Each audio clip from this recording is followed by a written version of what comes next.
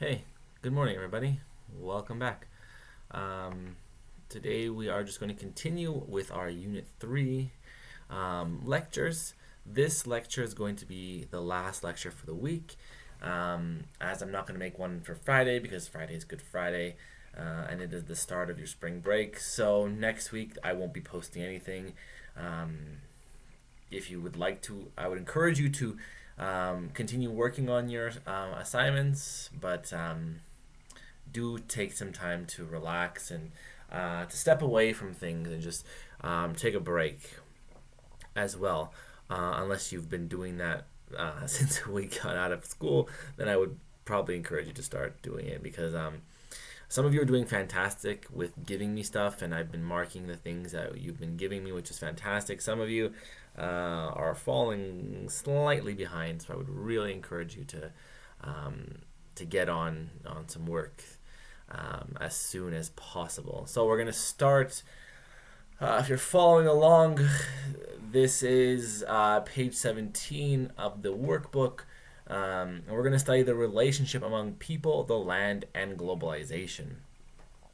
Because we've been spending a lot of time talking about resources and land, and we looked at the history of how we got places and what we went there for, and all these different things.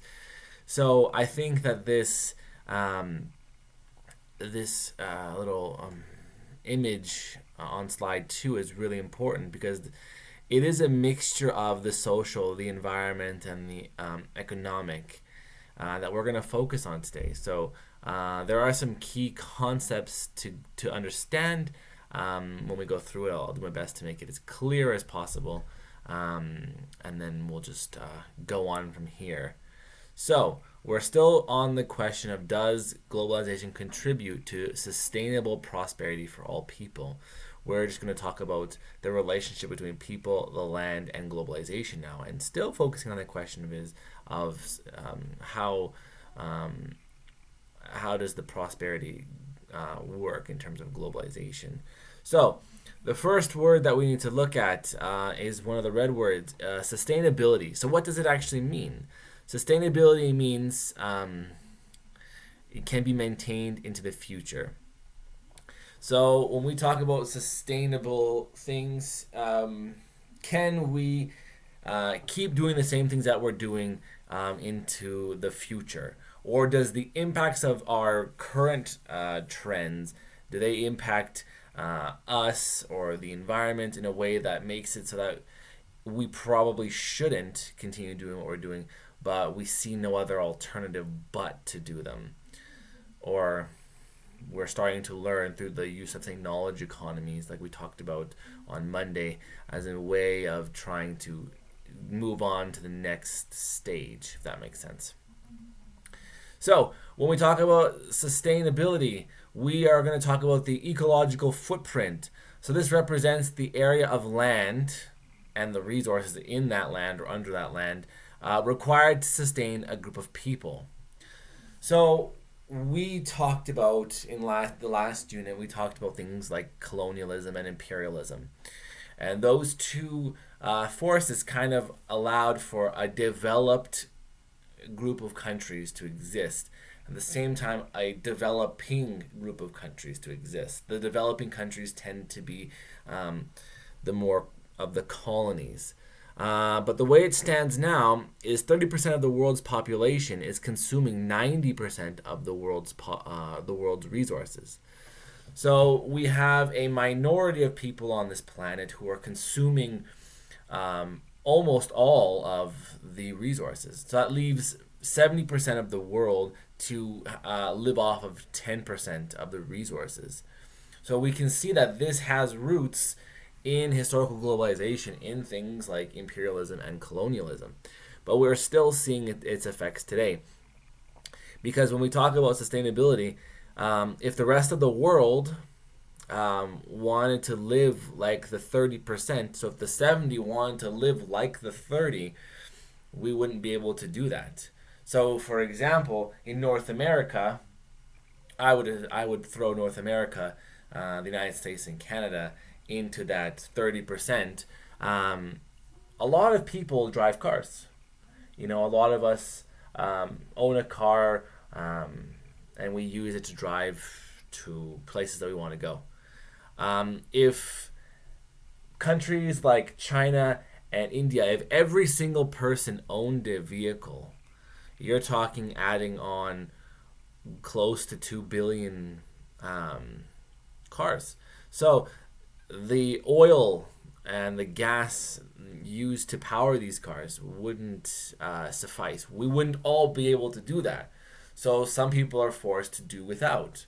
So this question of who should and who shouldn't obviously will come up. And we have to focus now that certain resources are not sustainable going into the future. So let's focus more on Canada right now. If you're following along slide 5, there is a nice image here of Canada's ecological footprint. So the available space per person, the average of the planet is 1.89 hectares. So the average person on this planet has available space of 1.89 hectares. The average Canadian footprint is 7.25 hectares because Canada is the second largest country, but we have a very small population in terms of our size. So there is a lot of empty space if you look at Canada. I really strongly encourage you to look at a map of Canada at night. You'll see that there's a strip of light along the U.S. border. That's where a majority of Canadians live. The farther north you go, there's a spattering here and there of things, but there's still a lot of empty spaces. So if we take that and we compare it to, say, the average Bangladeshi footprint of 0.6 hectares, a small country with a massive population, there's a lot less space for them. So you'll use this information to answer question 19, but let's move on. So, resource development, Canada's use of resources. So this is the breakdown of how we use our resources, or at least Canada as a country does. So 55% is energy land. So forest resources are required to absorb excess carbon dioxide generated by Canadians. So 55% is land energy. 19% is cropland, land used to grow food. 16% is forest land, trees required to generate disposable products used by Canadians. So things like wood and any wood product or paper and things like that. 5% is built up area, land required to build homes and businesses.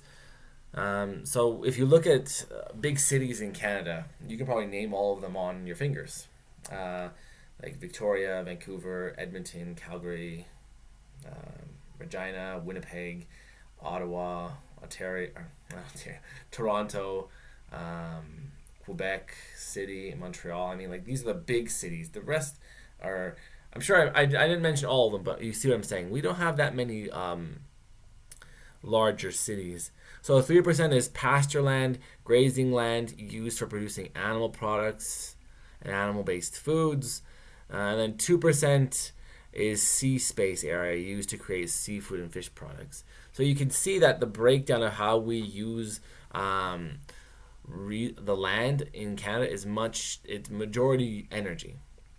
Canada is rich in terms of natural resources. Certain areas more than others, obviously, but more than half of our land is directed towards energy. And I think these numbers would be different if Canada had, say, double its population. So right now I think we're sitting at around 36 million. If we were to double it to like 70 million, okay, it would skew the things. But in terms of land, we would still, percentage-wise per person, we would still be pretty well off, because in terms of the size of our country and the relatively small population that we have. So on this slide here, slide 7, this is a focus on India. This is the biocapacity is essentially what they can sustain. And the ecological footprint is much higher because the population of India is so high and so densely populated in certain areas. We're talking about 1.4, 1.5 billion people living in one country. So 1/7 of the world's population resides in one country. And India, it is not the smallest country, but it's also not the largest country. So again, you can see that the ecological footprint is way higher, and it's progressively increasing as well, because more people are starting to live there, and more interest is being used as their economy increases.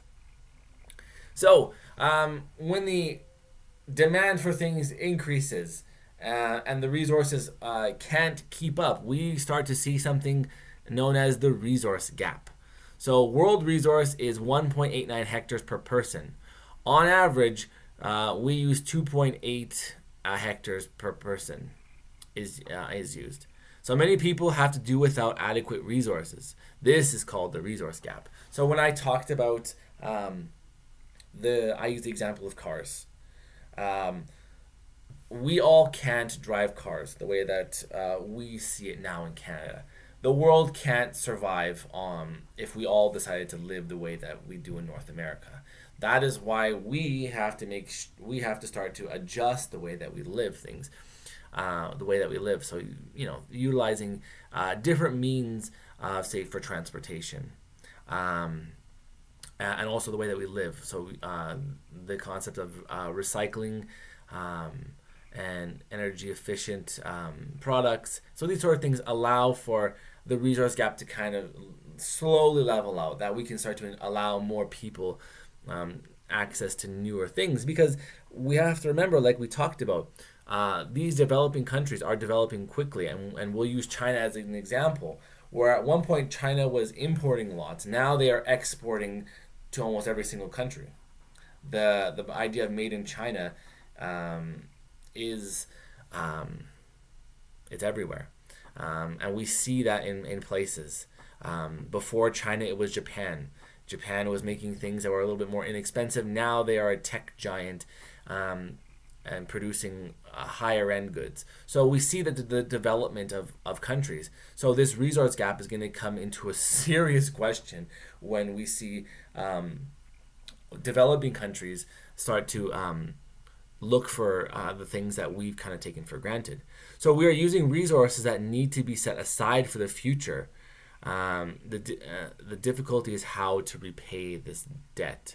So, unfortunately, we as the soon to be inherited, we're going to inherit this world in a sense, from the next generation. So progressively it's going to be a little bit more difficult for each generation, because some resources are not renewable. Some of them are very finite. So that means there is only a certain amount of it. Eventually we're going to run out. So we're going to have to figure out ways of doing things. So one of the most debatable topics in terms of resources and the shift is things like oil and coal. These things have been a part of human history since the Industrial Revolution, and even before. But the Industrial Revolution kind of brought them into the go, and we've become dependent on them. But there is a limit to how much of it exists. And then we're not even going to mention things like pollution and the effects that it has on the environment. But we're just going to talk about eventually we will run out of these sort of resources. So what's the next step? And we need to start figuring that out now. So that's why when we talked about yesterday, we mentioned knowledge economies. These sort of things these industries are starting to put this idea in motion. So things like companies like Tesla, who are innovating electric cars, are doing a really good job of answering these questions of what do we do afterwards. So the next red word. So this definition plays a huge part in this resource question of stewardship. So accepting responsibility for the proper use of resources to ensure a future supply.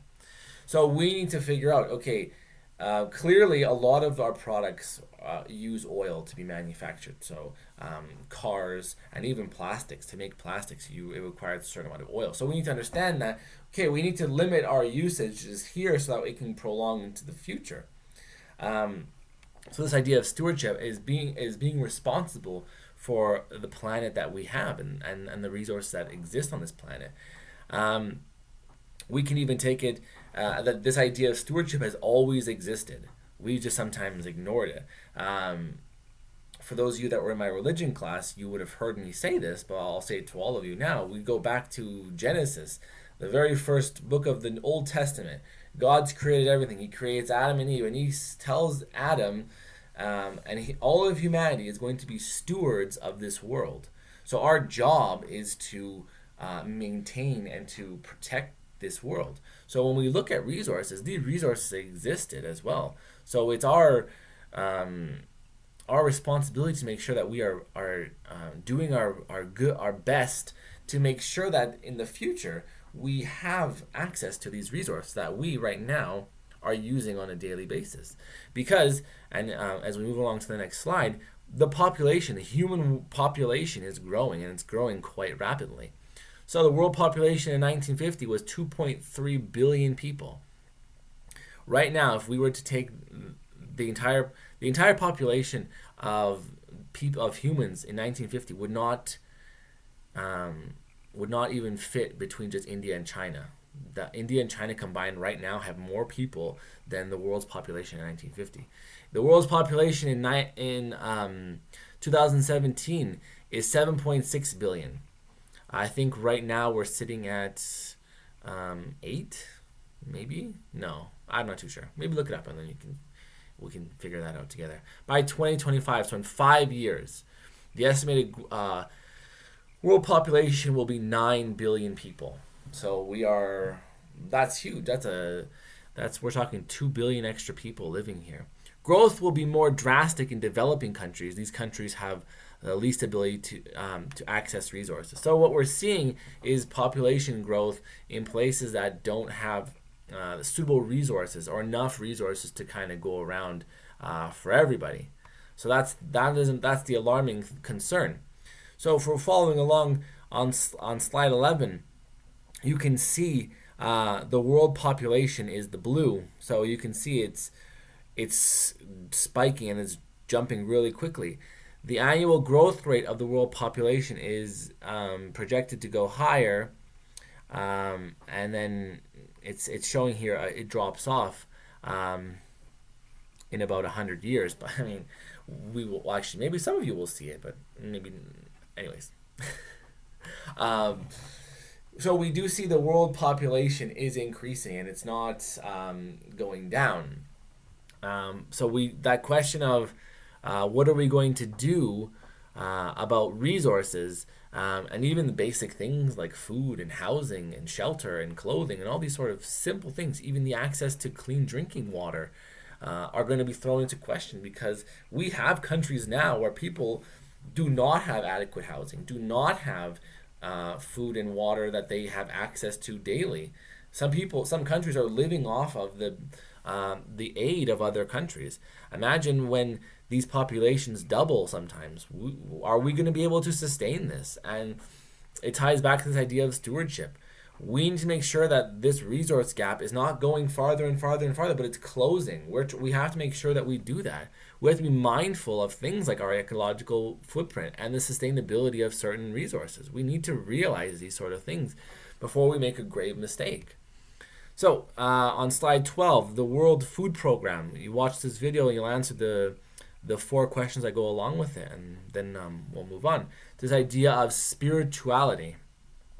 So spirituality can profoundly affect people's values, morals, and way of life. People's relationship to nature is often reflected through spirituality. So when I talked about minutes ago about the Old Testament and this idea that we are stewards of this world, and God has put us in this position, that shows that there is some accountability. We have a responsibility and to make sure that this world is taken care of. That's just the Christian point of view. If you want to, we can take this to another point of view, especially in Canada, when we look at things like the First Nations people. First Nations people see the world around us as a living thing. That spirits dwell in the animals, in plants, in the environment, all over. So essentially, an attack or not the unintentional. I lost my train of thought. Let me get back to it. Whenever there is the exploitation of the world for resources, that is when they step up. And we talked about this a lot while we were in class, and I brought up the current event about the pipeline and the blockades that have been put up by First Nations groups all over Canada. Um, it was a question of protection of the land and land ownership, um, because it does change the way that people's morals and values are about the earth. So one's outlook on resource development and economic growth can be shaped by spirituality. So when I pose that question, which is more important, human rights or economic development, some people are saying, well, what's more important, the environment or economic development? And how you sit on this, where you sit in this debate, can be very much dependent on your spirituality and what you believe. What do your morals say about things? Are are you of the belief that we should be looking for more resources to help the entire population? Or should we be limiting our look for resources in places like the Amazon? Because there are people there whose way of lives will be changed forever if we don't. So these sort of questions are answered by a person's spirituality. And when we talk about the relationship between people, the land, and globalization, um, these are the sort of questions. What's more important, the environment or the economy? These questions will spring up, and when we will look in the I think in the next unit about the relationship that globalization has and the response that it has. We can even take that sort of debate and take it a step further when we look at the relationship between peoples that have had a very rough relationship when we looked back at the historical legacy of globalization. Things like colonialism, imperialism, these sort of questions. So we'll get to that later, but this we're focusing right now on the economics. So that is it for today. If you have any questions or concerns about anything that you heard, or if you're something didn't make sense, feel free to comment or to email me. This will be the last video for the week. I won't do one on Friday because Friday is Good Friday. So have a happy Easter. Stay safe. Enjoy your spring break. If you can spare a moment or two to do some work, please feel free to keep sending me them. I will keep marking them. I have no travel plans. I go from this room to that room to that room. So I mean, I'm not busy at all. So yeah, I will get back. We'll pick up where we left off after the break, and we'll just keep going as we're going. Okay, so have a good break. Have a happy Easter. Stay safe. And that's it. I'll see you later.